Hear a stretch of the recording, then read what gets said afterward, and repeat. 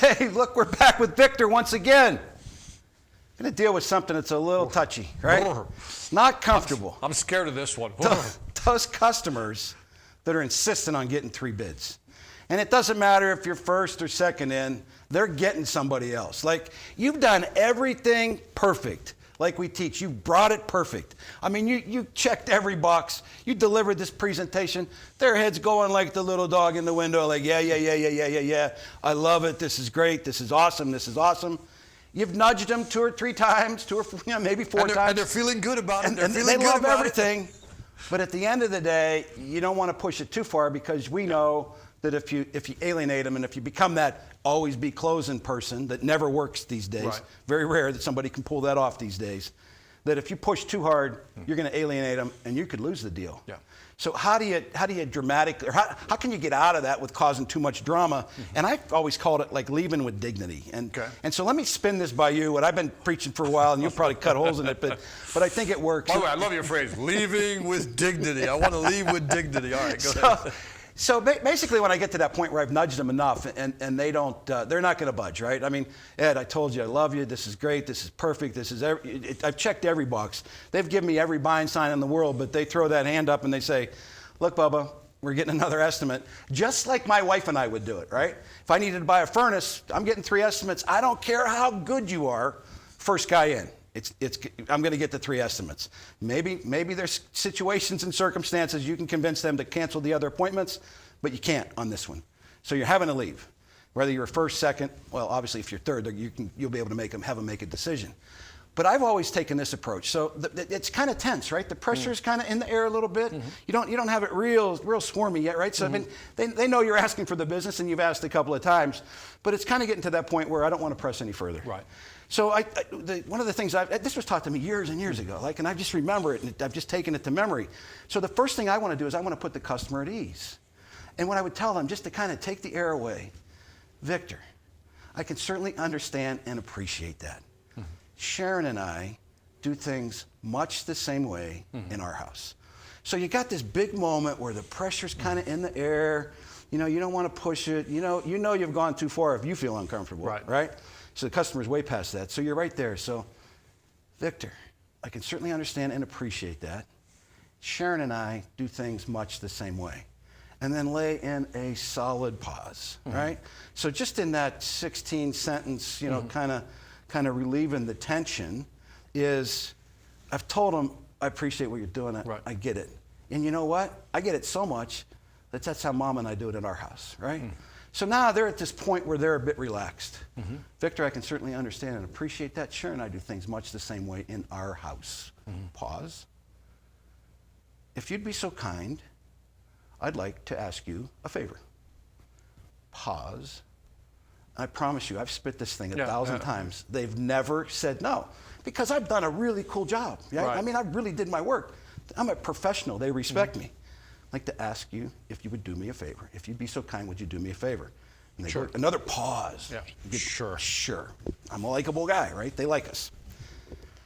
If you can find another company willing to put all this work in writing, provide security, drug screened, tested employees, back it up, and defer all of your payments for up to 90 days to make sure that you're completely satisfied with the service and that results that service renders, and back it up by the most financially sound company in the industry, pause. And in that section, you hit on the things that they got on the edge of their seat that they liked, right? They liked when you showed them the technician. They liked that your manager was in there. You kind of pick the ones that, you can tell when they're interested. With them. Yeah, you just feed your way through it. So you hit them with that, hit them with another pause, you say, I want you to do 2 things.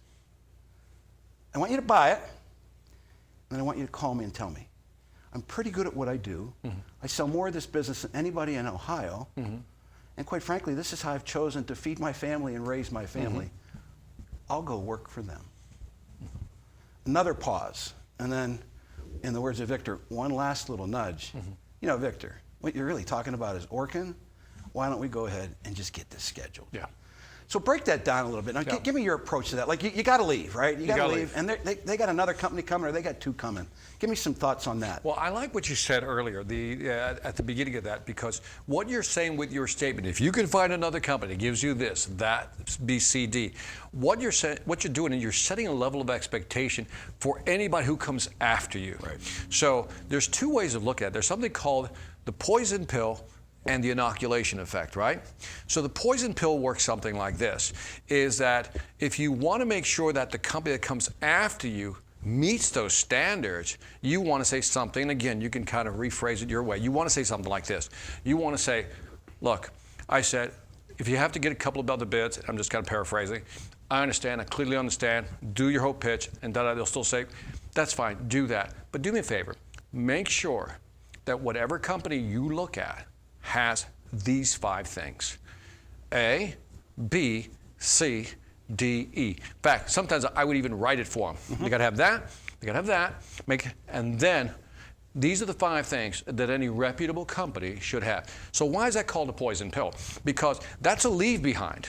By a leave behind, you leave that, okay, here are the 5 things you need to ask the next guy when they walk in, right? So sure enough, what do you think they're going to do?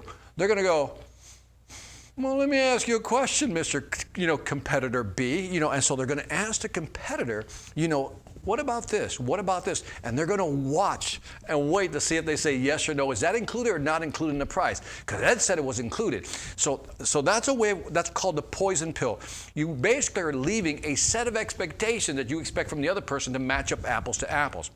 Now, the inoculation effect is really interesting, Ed, because sometimes people will badmouth you, okay? So this is kind of a part B of the strategy if you need to use it. The inoculation strategy works like this. When you know somebody's going to badmouth you, only if you think somebody's going to badmouth you. We never badmouth anybody, rule. But if we think somebody's always badmouthing us after they come after us, right, if they're second in, then what we do is we inoculate the customer against their negativity. Here's what you say. Now, whatever companies you look at, I said one of the things our competitors typically say about us is that we don't do this. Our competitors always say we don't have that. These are not true. Or that we don't do this. That's not true. So just keep those in mind that we do have those things. Now, fast forward, they go to the second competitor. The competitor comes in, and the competitor says, yeah, but Orkin doesn't have that. They go, Ed told me they did. So basically, you've inoculated the client from that negativity. So there's 2 strategies there. One, poison pill, the leave behind, make sure they offer these 5 things, because at a minimum, you got to have that.